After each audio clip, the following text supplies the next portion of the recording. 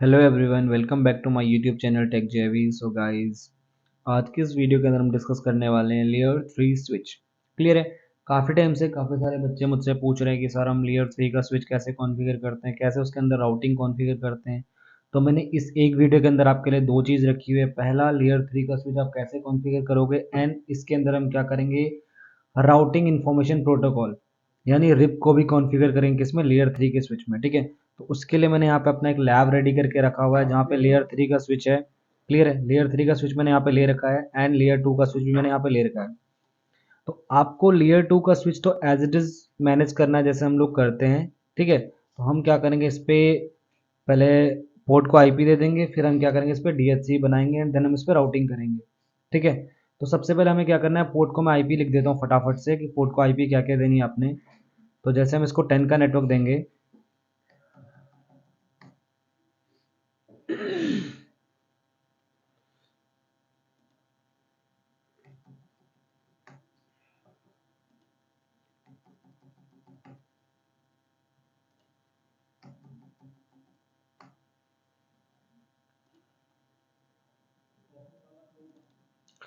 तो आप यहाँ पे देख सकते हैं कि मैं इस वाले पोर्ट को 20 का 1 देने वाला हूँ, इसको 20 का 2 एंड इस वाले पोर्ट को 30 का 1। ठीक है। तो मैं यहाँ पे केबल सेलेक्ट कर देता हूँ इसके लिए। तो ध्यान देना, आपको बिल्कुल इसको राउटर की तरह कॉन्फ़िगर करना है, लेकिन थोड़ा सा आपको यहाँ पे ध्यान देना है कि ये लेयर 3 का स्विच है और इसके अंदर मैं राउटिंग फंक्शन रन करा रहा हूँ। तो यहाँ पे क्या प्रॉब्लम आएगी कि हमारे को ये बाय डिफ़ॉल्ट तो स्विच है, लेकिन इससे क्या करना है, हमें राउटिंग फंक्शन रन कराना है। तो राउटिंग फंक्शन रन कराने के लिए हमें इसमें क्या करना पड़ेगा, कुछ कॉन्फ़िगरेशन करनी पड़ेगी। ठीक है। तो आपको इसको क्या करना है, क्लिक कर देना है, इसके CLI मोड पे चले जाएंगे हम। ठीक है। आप देख सकते हैं यहाँ पे ये वाला पोर्ट जो है FA0/2 है और ये वाला पोर्ट जो है FA0/1 है। बाय डिफ़ॉल्ट इसके सारे के सारे पोर्ट कैसे काम करते हैं, एज अ स्विच काम करते हैं। क्लियर है। इनको एज अ राउटर काम कराने के लिए हमें क्या करना पड़ेगा, कुछ बेसिक कॉन्फ़िगरेशन करनी पड़ेगी। तो यहाँ पे इनिशियल कॉन्फ़िगरेशन के लिए हमें नो करना है कि हम खुद से कॉन्फ़िगरेशन करेंगे। देन आपको यहाँ पे इनेबल कर देना है एंड कॉन्फ़िगरेशन टर्मिनल पे चले जाना है। अब हमें पता है कि हम क्या करते हैं, आईपी देते हैं सबसे पहले किसी भी पोर्ट को। ठीक है। अब पोर्ट को आईपी देने के लिए आपको क्या करना पड़ेगा, पोर्ट को सेलेक्ट करना पड़ेगा। अगर मैं इसको इधर लेके जाता हूँ और आप यहाँ पे देखें, थोड़ा इसको बड़ा कर देता हूँ, आप यहाँ पे देखें ये वाला पोर्ट जो है FA0/1 है और ये FA0/2 है। तो इन दोनों को मैं क्या करना चाह रहा हूँ, यहाँ पे आईपी देना चाह रहा हूँ। ठीक है। FA0/1 एंड FA0/2, इसको 20 का 1, इसको 10 का 1। तो क्लिक करेंगे तो सबसे पहले मुझे क्या करना है, पोर्ट को सेलेक्ट करना है, इंटरफेस FA0/1। ठीक है। एज इट इज किसकी तरह काम कर रहा है, हमारे राउटर की तरह। ठीक है। एंटर करेंगे, जब हम इस पर आईपी एड्रेस लिखेंगे तो यहाँ पे एड्रेस लिखने नहीं देगा ये मेरे को। ठीक है। तो आपको यहाँ पे एक कमांड चलानी है, नो स्विच पोर्ट। यानी नो स्विच पोर्ट का मतलब ये है कि इस पोर्ट को अब स्विच की तरह काम नहीं करना है, इसको अब किसकी तरह काम करना है, राउटर की तरह काम करना है। तभी आप किसी पोर्ट को आईपी दे पाओगे जब उस पर आप नो स्विच पोर्ट कमांड चलाओगे। ठीक है। अब आपको यहाँ पे लिखना है आईपी एड्रेस 10.0.0.1 स्पेस 255.0.0.0। बाकी आपको सारा काम एज इट इज करना है जैसे हम क्या करते थे, स्विच और राउटर के केस में करते हुए आ रहे हैं। ठीक है। आपको नो शट डाउन कर देना है, देन वन टाइम एग्जिट करना है आपको। ठीक है। एंड देन आपको सेम वही सेकंड पोर्ट सेलेक्ट कर देना है, इंटरफेस FA0/2 एंटर। सेम आपको यहाँ पे कमांड चलानी है, no switch port, enter and then IP address 20.0.0.1 space इसका subnet mask, enter then no shut down and exit. Clear है। अब हम क्या करेंगे, इस पर डीएचसी बना देंगे, किसके लिए, इसके लिए। ठीक है। तो देखते हैं डीएचसी भी कैसे बनाना है।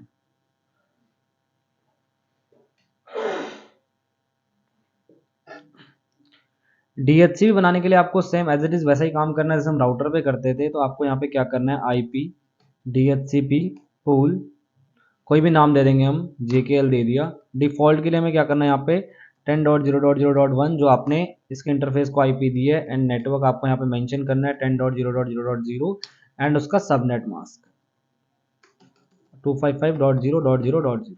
Done. Then control Z show IP DHCP pool. आप देख सकते हैं हमने क्या किया, यहाँ पे DHCP पूल कॉन्फ़िगर कर दिया जिसके अंदर हमारे को इतनी सारी आईपी मिल गई है। डन।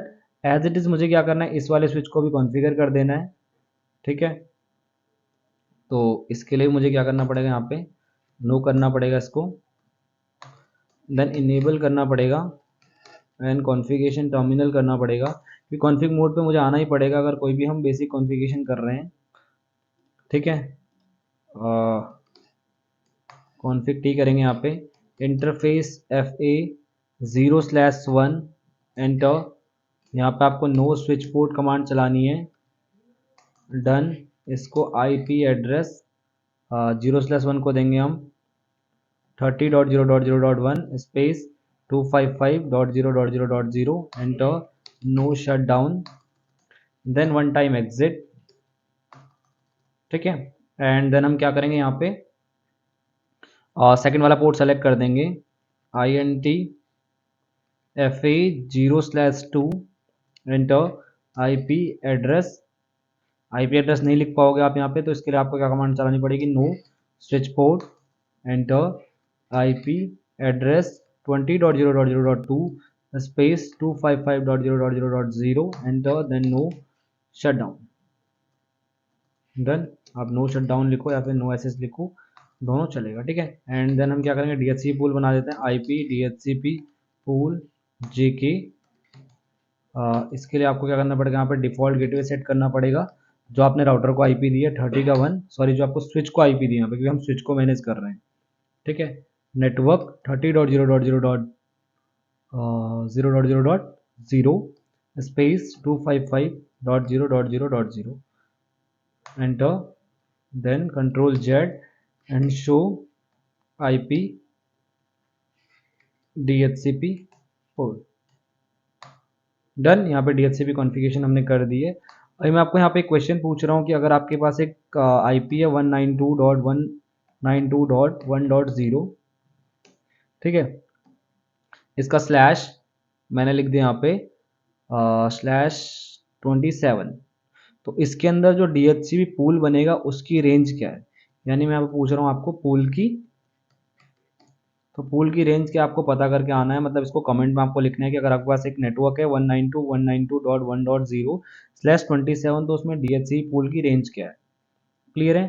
तो अभी आपको क्या करना है, यहाँ पे ये फंक्शन आपने कर लिया है, अब आप PC पे जाके DHCP चेक कर लोगे, PC पे गए, IP कॉन्फ़िगरेशन पे गए, देखो DHCP इसको मिल गया 10 का 1 है, आप दोबारा फिल्टर कर लो इसको, ठीक है, कि हमने 10 का नेटवर्क ऊपर दिया हुआ है, 10 का 2 मिल गया इसको, ठीक है। एंड इसको भी देख लेते हैं हम लोग,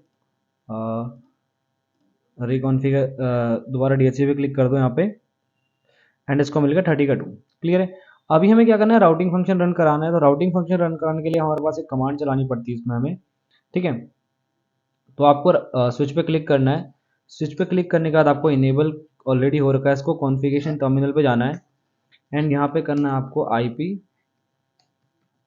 IP राउटिंग, ठीक है। आप तभी यहाँ पे राउटिंग कर पाओगे, आपको एक कमांड चलानी पड़ेगी यहाँ पे IP राउटिंग। अब आप चला सकते हैं यहाँ पे router rip network 10.0.0.0 as it is वैसे ही काम करेगा जैसे आपका नेटवर्क काम करता है, नेटवर्क 10 का और 20 का, कंट्रोल Z एंड सेम काम आपको यहाँ कर देना है। अगर आप यहाँ पे करते हो कॉन्फ़िग टी, अब देखो यहाँ पे अगर मैं राउटर रिप चलाऊंगा, ठीक है, अब आप क्या करोगे, यहाँ पे राउटर रिप किसकी तरह चला रहे हो, बिल्कुल एज इट इज़ जो आपने किसका काम किया था, राउटर की तरह काम किया था, लेकिन इसमें फंक्शन किसका हो रहा है, स्विच का फंक्शन हो रहा है। तो जब मैंने राउटर रिप लिखा तो ये क्या बोल रहा है, IP routing not enabled, IP routing यहाँ पे क्या इनेबल नहीं है, ठीक है। तो IP राउटिंग इनेबल करने के लिए आपको क्या करना है, यहाँ पे IP ROUTING राउटिंग चलानी पड़ेगी, एंड अगर आप अब राउटर रिप चलाते हो तो ये ले लेगा, एंड नेटवर्क 10.0.0. सॉरी 10 का नेटवर्क नहीं दोगे आप यहाँ पे, सिर्फ 20 और 30 का दोगे, ठीक है। Enter and then